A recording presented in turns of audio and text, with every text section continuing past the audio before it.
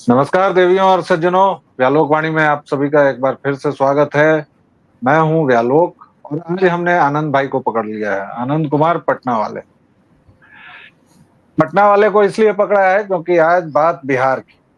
हमने एक सीरीज चालू की थी बिहार के जंगल राज पर, और क्यों आखिर आरजेडी से और लालू परिवार से सैकड़ों किलोमीटर की दूरी बिहार के हर एक व्यक्ति को बनाकर रखनी चाहिए, यह हमने शुरू में ही चलाया था। फिलहाल आनंद भाई, पता चला है कि आपका नेता तेजस्वी जो 8वीं फेल है, वो कुछ क्वालिटी फैमिली टाइम स्पेंड करने के लिए दुबई जा रहा है। अब देखिए, क्वालिटी फैमिली टाइम का तो ऐसा है कि आप परिवार के किस्से जानते ही हैं। कई चीज़ें जो जिनका जिक्र नहीं होता मगर सच्चाई है। तो क्वालिटी फैमिली टाइम की आवश्यकता मेरा ख्याल है कि ऐश्वर्या राय को भी रही होगी। ऐश्वर्या नाम से आपको याद आ गया होगा। तेज प्रताप जी ने भी विवाह किया था और क्वालिटी फैमिली टाइम शायद वो लोग स्पेंड नहीं कर पाए साथ साथ, और मार पीट करके भगा दिए जाने की शिकायत उन्होंने की थी या कर रखी है अभी भी। तो ये मामला अभी भी अदालत में विचाराधीन है, चल ही रहा है। तो क्वालिटी फैमिली टाइम कैसा उनका स्पेंड होता होगा और कैसा फैमिली टाइम उनका चलता होगा, तो इस बारे में कुछ भी कहने की आवश्यकता तो है नहीं। जो है वो जनता के सामने है। तो ये हालांकि जब हम चीज़ें लोग ये जी। हालांकि जब हम लोग ये चर्चा कर रहे हैं तो कई लोग नीचे आकर यह टिप्पणी कर सकते हैं कि किसी के व्यक्तिगत जीवन में हम लोग क्यों उथल पुथल मचा रहे हैं, या उससे हमारा क्या लेना देना है। उसके लिए नहीं, मेरा जवाब तो व्यक्तिगत ये है जी, जी, उसके लिए बताएँ। मेरा जवाब तो ये है कि जब भी आप सार्वजनिक जीवन में आते हैं तो आपका कुछ भी वैयक्तिक नहीं रह जाता है, पहली बात। और जिस परिवार ने 30 वर्षों तक एक पूरे राज्य को 12 करोड़ आज जिसकी जनसंख्या है, और मान लीजिए कि उस समय 10 करोड़ भी रही हो, तो 10 करोड़ लोगों का मुस्तकबिल जिस परिवार ने बर्बाद किया है, तबाह किया है, उसका कुछ भी व्यक्तिगत कहकर हम नहीं छोड़ सकते। आपकी क्या टेक इसमें है? मेरे मेरे मेरे साइड से इसमें टिप्पणी थोड़ी दूसरी आती है। मेरी टिप्पणी ये होती है कि लालू प्रसाद यादव ने बिना कोई भी राजनैतिक पुराना कोई काम हो उनका, ऐसा कोई काम नहीं था, कोई राजनैतिक अनुभव नहीं था, पढ़ी लिखी थी ऐसा भी नहीं था, पार्टी की सदस्य थी ऐसा भी नहीं था, और इसके बावजूद अपनी पत्नी को उठा करके बिहार का मुख्यमंत्री बना दिया था। तो जब आप अपने परिवार को उठा करके राजनीति में लाते हैं तो आपके राजनीति में आपके परिवार को नहीं लाया जाएगा, ये टिप्पणी मत कीजिए भैया। ताली दोनों हाथ से बजती है। आप बंद कर दीजिए अपने परिवार को लाना राजनीति में, हम भी राजनीति में आपके परिवार की बात करना बंद कर देंगे। और परिवार की बात करना बंद कर देने की जब तक जहाँ तक बात होती है, तो एक ही मामले पर क्यों की जाए। अगर आप देखेंगे तो उन्होंने अपनी बेटी का नाम मीसा क्यों रखा हुआ है? बेटी का नाम मीसा इसलिए रखा हुआ है क्योंकि मीसा एक एक्ट होता था। तो राजनैतिक वजहों से आप अपने बच्चों का नाम रख रहे हैं, राजनैतिक वजहों से आप अपनी पत्नी को मुख्यमंत्री बना दे रहे हैं, राजनैतिक वजहों से ही आपका बेटा जो है वो उप मुख्यमंत्री हो जाता है, मंत्री हो जाता है, और उसके बाद आप कहते हैं कि राजनीति में हमारे परिवार को मत घसीटो जी। ऐसा थोड़ी चलता है जी। जब आप राजनीति में उतरेंगे और पूरे परिवार को उतारेंगे और अपने पूरे परिवार को ही अपनी पार्टी घोषित किए रखेंगे, तो आपके पूरे परिवार को भी राजनीति में घसीटा जाएगा। और इस परिवार का ये हाल है कि इनकी एक सिंगापुर की बेटी आती है और चुनाव लड़ती है और फिर गायब हो जाती है। चुनाव सिर्फ शुक्र है लड़ती नहीं है, वो थाने पे गुंडागर्दी कर रही थी, जिसके बाद गोलियां चली थी और एक यादव बेचारा जो था वो मारा भी गया था।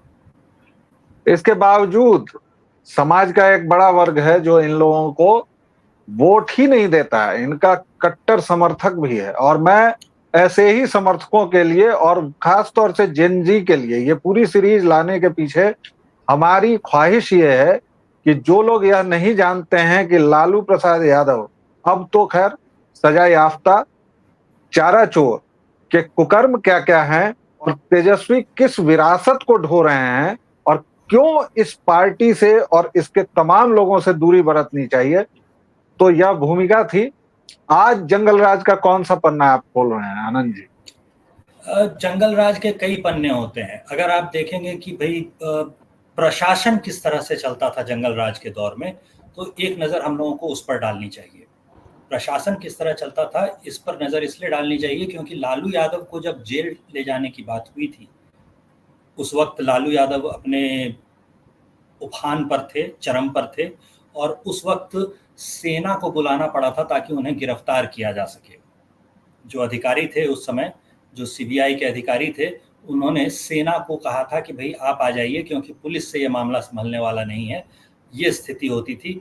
तो हम लोग एक बार प्रशासन उस समय कैसा चलता था, प्रशासनिक कार्रवाई कैसी चलती थी, इस पर अगर हम लोग बात कर सकें तो बड़ा अच्छा रहेगा। प्रशासन का ये हाल था कि मुझे एक छोटी सी घटना याद आती है, और मैं बार बार जो कह रहा हूं कि प्लीज इसको सभी युवा वर्ग जो पहली बार वोट देने जा रहे हैं, या जिनकी उम्र वैसी है, जिन्होंने 2005 के बाद होश संभाला है, और जिनको ये पता ही नहीं है कि लालू का गुंडा राज, जंगल राज क्या होता था, उनको बस एक वानगी जरूर यह याद करनी चाहिए कि प्रशासन का ये हाल था कि मेरे एक परिचित डिप्टी कलेक्टर हुआ करते थे, और जब मैं उनके दफ्तर गया, मैं ठीक ठाक किशोरावस्था में ही था, बहुत बड़ा तो नहीं हुआ था, लेकिन किशोरावस्था में मैं था, और मैं गया था तो मैंने देखा कि वो बड़े अफसर साहब के यहाँ जो टोटी लगी हुई थी, अब टोटी से कोई टोटी चोर को याद ना कर लीजिएगा प्लीज, तो वो नल का जो टोटी थी वो टूटी हुई थी, उससे पानी रिस रहा था, और उसके नीचे तमाम वो कूड़ेदान बाल्टी वगैरह लगाई गई थी। फिर मैं गया और मैंने उनसे कहा कि अंकल आप इस टोटी को क्यों नहीं बदलवाते हैं? तो उन्होंने एक बार मुझे देखा, फिर मुस्कुराए और कहे कि जा, तारा के समझ में ना आई, और उन्होंने नहीं बताया। मैं वापस आया, फिर मैंने घर पर पूछा पिताश्री से कि आज मैं गया था उस अंकल के यहाँ, उन अंकल के यहाँ, तो उन्होंने ये बातें मुझे बताई। इसका मैं समझ नहीं पाया। एक मतलब क्यों, एक तो पानी की बर्बादी, और क्योंकि जल संरक्षण का आज भले जितना भी जोर हो, लेकिन हमारे पिताश्री की दया से उसी समय से हमें बताया गया कि भाई एक एक बूंद पानी बचाना है, या जो भी करना है उसका सही उपयोग करना है। तो पिताजी ने कहा कि उनका उपनाम क्या था। अब मैं और घबराया कि भाई कहाँ टोटी, कहाँ उतना बड़ा अधिकारी, मतलब डिप्टी कलेक्टर है तो ठीक ही ठाक अधिकारी है भाई, और वो एक आध साल में कलेक्टर होने वाले थे, मतलब प्रमोशन पाके। ये अलग बात है कि वो नहीं हुए, क्यों नहीं हुए उसके लिए कोई गेस करने की और कोई पुरस्कार नहीं है, आगे कहानी में पता चल गया। तो मैंने कहा कि उनका उपनाम वही है जो आपका है, पाठक है। तो फिर वो मुस्कुराए, बोले कि तुमको समझना पड़ेगा, अगर वो एक टोटी लगाएंगे तो मान लो 25 रुपए की टोटी उन्होंने लगाई, अपनी जेब से वो लगाएंगे तो ये सवाल आ जाएगा कि आपने ये अपनी जेब से कैसे लगा दिया और आपके पास इतने पैसे कैसे आ गए। और वो अगर फाइल भेजेंगे तो वो 3 महीने तक अटकी रहेगी। और अगर गलती से किसी दूसरे उपनाम वाले की वहां नजर पड़ गई तो ये सवाल आएगा कि भाई इन्होंने 25 रुपए की टोटी में 500 रुपए का घोटाला कर दिया है। तो इतने बवालों में कौन पड़े, इसलिए बिहार का पूरा प्रशासन 1990 से 2005 तक वो ठप था। हाँ, जो बड़े लेवल के सेक्रेटरी वगैरह थे वो जरूर चारा चोर को खैनी लगाकर खिलाते थे, और यह पूरी दुनिया ने देखा है। बाकी ये आनंद बड़ा जी, ये ओवर बड़ा टू यू। ये बड़ा रोचक था। कई लोग कहते हैं कि भाई खैनी लगा कर देते थे, और खैनी लगाकर खाने के बाद लालू यादव कहता था ना बढ़िया नहीं बना, और आईएएस आईपीएस अधिकारियों का यही काम होता था कि उनके लिए खैनी लगा रहे होते थे। तो ये जो आप उपनाम वाला बोल रहे हैं, इस उपनाम वाले में आपको एक चीज और याद करनी चाहिए। ये जो आप अभी बिहार के बड़े क्रांतिकारी पत्रकार कुछ लोग बनते हैं, अपने आप को बड़ा क्रांतिकारी पत्रकार बताते हैं, कई तो इनामी बन चुके हैं। मतलब इनामी बदमाश होता है तो वो इनामी बदमाश नहीं समझा जाए, इनाम पाए पत्रकार कहा जाए। मतलब इनामी पत्रकार मतलब इनाम पाए हुए पत्रकार। मैग्सेसे जैसे बड़े बड़े पुरस्कार वो लोग ले चुके हैं। तो उनका जो उपनाम आपको गायब दिखता है, या आपको प्रशांत किशोर का नाम दिखेगा, तो प्रशांत किशोर के नाम में से उपनाम कहाँ गायब हो गया? रवीश कुमार का नाम दिखेगा, रवीश कुमार के नाम में से कुमार क्यों है, उपनाम क्यों गायब हो गया? मेरे नाम में कुमार क्यों है, कुमार के बाद वाला उपनाम क्यों गायब हो गया? या और भी ऐसे अजित अंजुम जैसे और जितने नाम आप सोच सकते हैं। आप उस दौर में बड़े हुए जितने भी अभी 40-50 के उम्र के बीच के लोग होंगे, वो लोग, इन सभी लोगों का जो उपनाम था वो आपको अचानक से गायब हुआ दिखेगा। कोई रंजन लगाए बैठा है, कोई व्यास लगाए बैठा है, कोई वत्स लगाए बैठा है, कोई गौतम लगाए बैठा है। तो ये जो उपनाम गायब हुआ, ये उपनाम कहाँ गायब हो गया, क्यों गायब हो गया? तो ये उपनाम गायब हो जाने के पीछे एक बड़ा इंटरेस्टिंग सा जुमला चला करता था, जिसे हम लोग कहते हैं भूरा बाल साफ करो। भूरा बाल साफ करो में भू से होता था भूमियार, र से होता था राजपूत, ब से होता था ब्राह्मण और ल से होता था लाला। तो भूरा बाल साफ करो का मतलब होता था भूमियार, राजपूत, ब्राह्मण और लाला, इन सबको साफ कर दो। स्थिति ये हो गई थी कि पुराने जमाने में, मतलब 1996 का दौर जिन लोगों ने देखा होगा उन लोगों को पता होगा कि इस दौर तक जो था ना, वो जो आप मैट्रिक के एग्जाम में अपना जो आंसर शीट जमा करते थे, उस आंसर शीट पर आपका पूरा नाम लिखा होता था। तो उस नाम को देखकर ही आपके नंबर काट दिए जाएंगे, आपको फेल कर दिया जाएगा। और उस दौर में कोई ये पेपर रीचेकिंग वगैरह की व्यवस्था नहीं होती थी। पेपर रीचेकिंग वगैरह की जो व्यवस्था हुई वो बहुत बाद में हुई, और बाद में भी जो हुई तो उसमें रीटोटलिंग होती थी, रीचेकिंग नहीं होती थी। मतलब मार्क्स का टोटल सही जोड़ा गया है कि नहीं, ये देख लिया जाता था, पेपर को दोबारा चेक नहीं किया जाता था। तो ये सब जो सिस्टम चलता था, उसकी वजह से नाम देखते ही किसी बच्चे को बिना उसकी कोई गलती के फेल कर दिया जाएगा, इस डर से लोगों ने उपनाम को गायब करना शुरू कर दिया। उपनाम पता ही ना चले, रंजन नाम लिखा हुआ दिखे और वो सोच ही ना पाए कि रंजन साहब जो हैं वो लाला हैं या यादव हैं, तो फेल नहीं करेगा कम से कम, ये सोचकर जो है वो उपनाम गायब करना शुरू कर दिया गया। तो आपको एक पूरी पीढ़ी दिखेगी जिसके पास उपनाम उनका होता ही नहीं। उनके पिताजी का नाम आप पूछेंगे तभी जाकर के आपको उनका उपनाम पता चलेगा। तो ये जो पूरा दौर था, तो वो जो रवीश कौन जात हो कुमार पूछते हैं ना, कौन जात हो, तो उनको ये दौर याद दिलाना चाहिए। और ये सारे डरपोक पत्रकार जो होते हैं, तथाकथित पत्रकार, ये सब लोग जो हैं वो उस नाम को गायब करने के पीछे की कहानी कभी आपको सुनाएंगे नहीं। डर इनका इतना ज़्यादा है, आतंक इतना ज़्यादा है, पैसे इन्होंने इतने ज़्यादा उन लोगों से खा रखे हैं कि इनकी हिम्मत नहीं पड़ती कि इस सच के बारे में कभी ये लोग चूं भी कर सकें।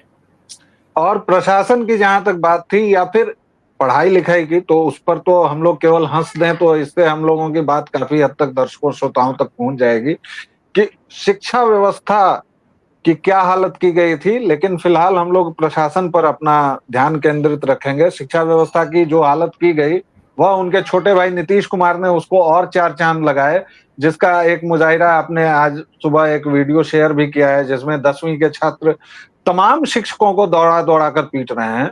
और ये बिहार की शिक्षा व्यवस्था का सच है। और लेकिन ये कोई वापस आते एक हैं। एक स्कूल की बात नहीं है, कोई एक जी स्कूल की नहीं, बात भी बिल्कुल नहीं। नहीं है। ये 60,000 स्कूल जो सरकारी हैं, उसमें से किसी उच्च विद्यालय में आप चले जाइए और शिक्षकों से, प्रधानाध्यापक से आप पूछ लीजिए, वहां पे आपको पता चलेगा कि स्थिति यही है। अगर आप 10वीं के छात्र को डांट देंगे तो वो शाम में बाहर आपका इंतजार कर रहा होगा ताकि आपको कूट सके। जी।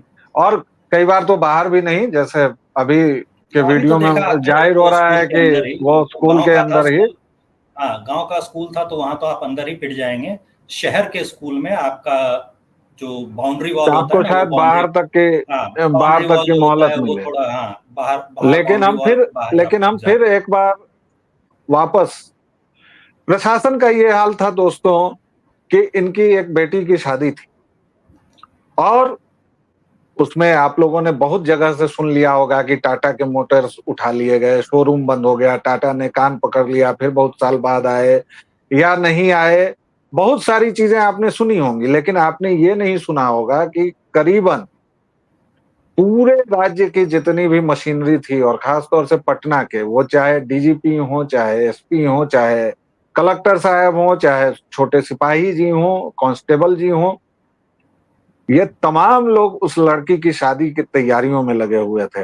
क्योंकि कार्ड बांटने वाले थे, किसी को पंडाल का जिम्मा था, किसी को कोई मिठाई कार्ड का बांटने जिम्मा निकला था। था। और कार्ड बांटने में भी हैसियत के मुताबिक, जैसे पुलिस वाले में अगर डीजीपी साहब जाएंगे तो मंत्रियों को न्योता देने जाएंगे, अगर एसीपी साहब जाएंगे तो वो अपनी हैसियत के मुताबिक जाएंगे न्योता देने या कार्ड थोड़े थोड़े बांटने जाएंगे। थोड़े छोटा नेता लोग तो सिपाही जी जाएंगे। जाएंगे तो वो अपने हिसाब से जाएंगे, विधायक जी जाएंगे तो वो अपने हिसाब से जाएंगे। पूरा पटना का प्रशासन कम से कम 1 महीने के लिए कहीं भी नहीं था, सिर्फ और सिर्फ इनकी बेटी के विवाह में था। उनका नाम बताने की मैं जरूरत नहीं समझता, थोड़ी सी मेहनत किया कीजिए। हम लोग कुछ बातें बताएंगे, संकेत देंगे, और बाकी मेहनत थोड़ी सी कीजिए, क्योंकि आप जब गूगल करेंगे, आपकी उंगलियों पर सारी चीजें हैं, तो आपको पता चलेगा कि इस कुत्सित परिवार ने बिहार के साथ क्या क्या किया है। और प्रशासन की बात कर रहे हैं तो प्रशासन की बात करते समय एक विश्वास नाम जरूर ढूंढ लीजिएगा। विश्वास नाम ढूंढना प्रशासन की उस समय की बात करते समय जरूरी इसलिए होता है क्योंकि ये विश्वास साहब जो थे ये एक आईएएस अधिकारी थे, बड़े सीनियर, और इनकी पत्नी का एक विधायक के बेटे ने कई महीनों तक बलात्कार किया था और उस पर कोई सजा नहीं हुई थी। ये बड़ा ही फेमस सा मामला है, आप विश्वास एक बार जरूर सर्च करके देखिए।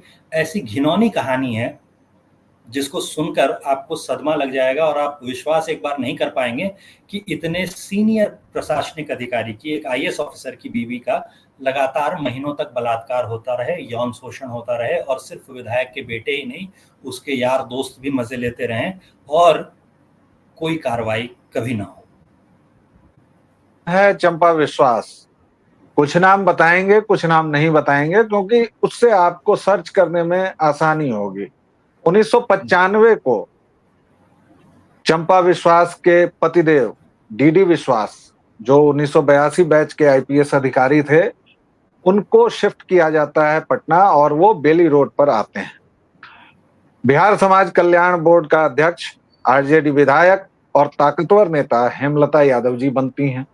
उनके सुपुत्र थे और इन दोनों को जो मकान मिले थे, डीडी विश्वास को और हेमलता यादव को, वो बिल्कुल अगल बगल थे।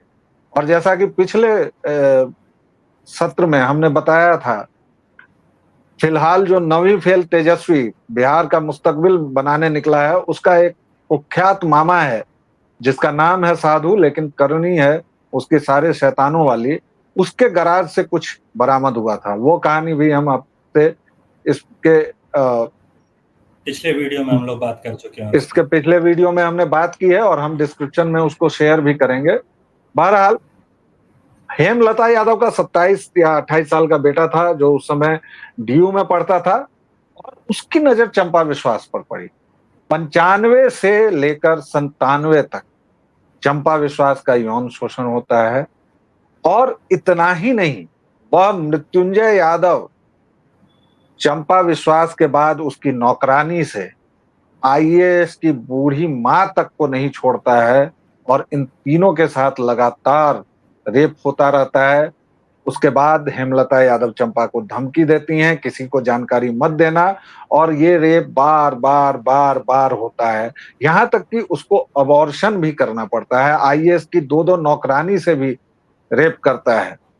जब डीडी विश्वास पुलिस अधिकारियों से चर्चा करते हैं तो वो सारे के सारे हाथ खड़े कर देते हैं और सब कुछ सहते रहने की सलाह देते हैं। और जब लिखित में यह मामला जाता है तो भी पटना पुलिस कुछ नहीं करती है। आखिरकार अब स्वर्गीय भाजपा नेता सुशील कुमार मोदी जब इस बात को उठाते हैं तब जाकर बिहार की नींद खुलती है। साहब, राज्यपाल तक इस मामले में हस्तक्षेप करते हैं लेकिन कुछ नहीं होता है और आखिरकार डीडी विश्वास को न्याय नहीं मिलता और वो वहां से अपना तबादला करके वापस चले जाते हैं। हालांकि पटना लोकल कोर्ट ने इस बीच जो फैसला सुनाया उसमें मृत्युंजय को 10 साल की सजा मिली और हेमलता को 3 साल की सजा मिली। लेकिन आप जरा सोचिए कि 2 वर्षों तक जिस व्यक्ति की पत्नी से लगातार उसके घर में आईएएस ऑफिसर की पत्नी के साथ लगातार बलात्कार होता रहा, उस पर क्या बीती होगी। ये 10 साल की उस पर सजा क्या और बीती 3 होगी साल की की बात आप उस पर क्या बीती होगी की बात हम लोग जाने देते हैं। उस पर क्या बीती होगी, वो तो कई बलात्कार पीड़ित थे जो कि कुछ नहीं बोल पाए। आप ये सोचिए कि एक आईएएस अफसर अपनी बीवी को नहीं बचा सकता है, अपनी बीवी के लिए कोई सुरक्षा मुहैया नहीं करवा पाता है, तो वो सोचिए कि जनता के लिए ये आईएएस अफसर और ये पुलिसकर्मी क्या सुरक्षा मुहैया करवा रहे होंगे। और यही कहानी खत्म नहीं होती है जंगल राज की। साहब, लोअर कोर्ट ने यह सजा दी थी। आप लोग ये ना समझें कि वो सजा बहाल हो गई, उन लोगों को सजा मिली, नहीं। पटना हाई कोर्ट ने इस फैसले को पलट दिया और पटना हाई कोर्ट के जज साहब ने क्या कहा आपको पता है? कि 2 साल तक रेप होता रहा और चंपा विश्वास ने उस समय क्यों नहीं बोला, वह बाद में क्यों आई सामने। जबकि ये जबकि जबकि मजेदार चीज ये है कि कानूनी तौर पर जो बलात्कार पीड़िता होती है उससे ये सवाल नहीं किया जा सकता। ये कानूनन गलत है कि आप उससे ये सवाल पूछें। तो जज साहब जो कर रहे थे वो कानून की धज्जियां उड़ा रहे थे साफ साफ। तो जज साहब भी डर के मारे इस स्थिति में थे कि कानून की धज्जियां उड़ाने के अलावा उनके पास कोई विकल्प नहीं था। बलात्कार इतनी ही पीड़िता से आप इतनी कानून अगर देखेंगे तो मिल जाएगा। इतनी ही धज्जियां नहीं उड़ी साहब। मृत्युंजय यादव के वकील ने यह कहा कि उन्होंने नसबंदी क्यों कराई, गर्भपात क्यों कराया, इतना कीचड़ उछाला गया। उसके बाद एक भर्ती घोटाला हुआ था, क्योंकि लालू के समय उद्योग तो केवल एक अपहरण उद्योग रह गया था, और उसके अलावा जो भी थोड़ा बहुत, क्योंकि झारखंड उस समय साथ में था, तो ये जो भी लूट खसोट करता था, सनद रहे कि चारा घोटाला भी चाईबासा से शुरू हुआ था, और पूरा का पूरा वो कांड झारखंड में ही उद्भेदित किया गया। और इसके बाद मृत्युंजय यादव के वकील ने कहा कि चंपा विश्वास का इससे प्रेम प्रसंग था, और वो दरअसल अपने नौकरशाह पति को बचाने के लिए भर्ती घोटाले में डीडी विश्वास का नाम उछाला गया। उन्होंने ट्रांसफर लिया, और आज वो कहाँ हैं किसी को नहीं पता है। ये अब है तक तो जंगल रिटायर राज हो की गए होंगे, कहानी। अब तक तो रिटायर हो गए होंगे, करीब 30 साल पुरानी रिटायर बात है हो तो गए, कहाँ शायद गए रिटायर हो। किसी को नहीं पता है। लेकिन हाँ, लास्ट जो हमें खबर मिली थी उसके मुताबिक उनका निधन भी हो गया, डीडी विश्वास का। तो चंपा फिलहाल गुमनामी में है कहीं। लेकिन आप सभी से यह निवेदन है कि सोचिए, ये परिवार कितना खतरनाक है, कितना जालिम है। और ये व्यक्ति लालू प्रसाद यादव, जिसने कई जिंदगियां बर्बाद की, उसका बेटा 9वीं फेल अभी अपना क्वालिटी पारिवारिक टाइम गुजारने दुबई जा रहा है साहब, और आप लोगों के पैसे पर। हालांकि तेजस्वी जब पैदा हुआ था तभी शायद अरबपति पैदा हुआ था, ऐसा है। तो ये सब कुछ आपके पैसे पे किया जा रहा है, ये सरकारी पैसे पे किया जा रहा है। प्रशासन इसमें मदद भी कर रहा होगा कुछ ना कुछ, हमेशा की तरह अलग से स्पेशल व्यवस्था कम से कम बिहार के अंदर से जो फ्लाइट तक होती है वो तक दी गई होगी। और ये सारा कुछ हमारे पैसे पे किया जा रहा है, आपके पैसे पे किया जा रहा है, और प्रशासन इसमें सहयोग कर रहा है। और ये प्रशासन जो है दोबारा कहीं ना कहीं, इसमें कई लोग ऐसे हैं जो उस समय लाभान्वित हुए थे, भर्ती के जरिए हो चाहे और तरीकों से हो, तो उस समय जो लाभान्वित हुए थे वो फिर से घसीट कर इसे सत्ता में लाना चाहते हैं कि उस समय जो रंगरलियां उन्होंने मनाई थी वो फिर से मनाई जा सके। तो सुरक्षित कोई भी नहीं है। अगर जंगल राज वापस आता है तो हर एक आदमी के सिर पर उतना ही खतरा मंडरा रहा होता है, उतनी ही समस्याएं उसके लिए खड़ी होती हैं। आप चाहे कोई पान की दुकान चलाते हो तो आपसे सिगरेट वगैरह छीन लिया जाएगा। आप अगर कोई स्कूल कॉलेज में पढ़ते हो तो आपको कॉलेज आने जाने की रंगदारी देनी पड़ेगी। आप अगर नौकरी करते हो तो आपको कुछ प्रमोशन और बाकी सारा कुछ मिले, इसके लिए किसी के तलवे चाटने पड़ेंगे। हर जगह पूरे पूरे प्रशासन को ठप कर देने की जो व्यवस्था होती है, ये जंगल राज होता है। और इसी जंगल राज को वापस लाने की कोशिश जो है वो तेजस्वी यादव फिर से कर रहा है। और इस गुंडे जैसे तत्व को बिल्कुल भी जगह नहीं देनी चाहिए। इसे या इसके भाई को जरा सी भी जगह अगर आपने दी तो नतीजा फिर से वही होगा। आप देख और सकते हैं आप 75 सीटें जैसे इन लोगों को मिल गई हैं तो बिहार की स्थिति कैसे बदली है, कैसे बिगड़ी है, ये आप देख सकते हैं। पटना में और भी अभी आप आप देख सकते हैं, पटना में और सांसद जो हैं वो मीसा भारती हो गई हैं, और उसका नतीजा आप पटना में और आसपास में बढ़ते हुए क्राइम के रूप में देख सकते हैं। और आपने इनको पैर रखने की जगह दे दी है, लेकिन अगर इनके पूरे शरीर को घुसने की जगह दे दी तो फिर आपका क्या होगा वो आप ही जाने। पढ़िए, लिखिए, लोगों को सचेत कीजिए, और कम से कम यह जरूर जानिए कि जंगल राज कितना भयावह था। हम लोग उस भयावहता को भोग चुके हैं, लेकिन फिर भी बताने में वह भयावहता कम से कम कई बार तो 80%, हम लोगों को संकोच 90%, हो जाता है, कई कई 80%, बातें तो ऐसी थी जो 90% हम लोगों को डिसॉल्व हो जानने से जाती संकोच है। हो जाता है। आप नहीं बता सकते हैं अपना भोगा हुआ। जब आपको 5 बजे रेलवे स्टेशन पर रोक दिया जाता था, पटना रेलवे स्टेशन से गर्दनी बाग की कितनी दूरी है आनंद जी? मेरे ख्याल से 3-4 किलोमीटर होगी। 3 किलोमीटर, बहुत मुश्किल से 3 किलोमीटर। और 6 बजे के बाद मेरे मामा के यहाँ से मुझे रोक दिया जाता था कि तुम पूरी रात प्लेटफॉर्म पर रहो, लेकिन वहां नहीं आना। ये है जंगल राज। ये 6-7 बजे शाम में अगर आप घर नहीं लौटे तो घर में रोना पीटना मच जाता था। कि हो ना हो कहीं ना कहीं इसका अपहरण कर लिया गया है। वो मोबाइल वगैरह का ज़माना नहीं था, लेकिन अगर आप 6 बजे 7 बजे तक घर नहीं लौटे हैं तो कहीं आपको कोई मारपीट करके हॉस्पिटलाइज करके बैठा हुआ है या कोई अपहरण करके आपका बैठा हुआ है, ये कोई गारंटी नहीं होती थी। परिवार चिंतित हो जाता था, रोना पिटना घर में शुरू हो जाता था।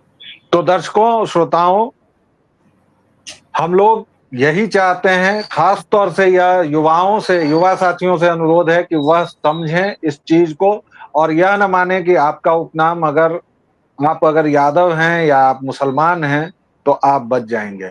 सिवाय इनके कुछ चट्टे बट्टों के इन्होंने किसी का भला नहीं किया है। अगले वीडियोस में हम आपको ये सारी जानकारी भी देंगे कि आखिर इन्होंने यादवों पर कौन सा उपकार किया है, अकलियत पर इन्होंने कौन से झंडे बुलंद किए हैं। हम जी, लोग जी। लगातार आएंगे, लगातार बताते रहेंगे। एक बार हम लोग सिवान की सूची देखेंगे अगली बार। सिवान की जो लंबी सी सूची है, कम से कम 50 शवों की सूची है, उस सूची में एक बार हम लोग अगली बार नाम देखेंगे और एक बार देखेंगे कि यादवों का कितना भला कर दिया था इनकी सरकार ने। फिलहाल अभी लेंगे एक छोटा सा ब्रेक, फिर आएंगे अगले वीडियो में इसी तरह जंगल राज की विभिन्न कहानियों के साथ। अपना स्नेह और प्रेम बरकरार रखिए, बनाए रखिए, हमें प्रेम और स्नेह देते रहिए। आनंद भाई, बहुत बहुत धन्यवाद, आपने हमें समय दिया। Thank you very much. और सभी को जय सिया राम। जय श्री राम।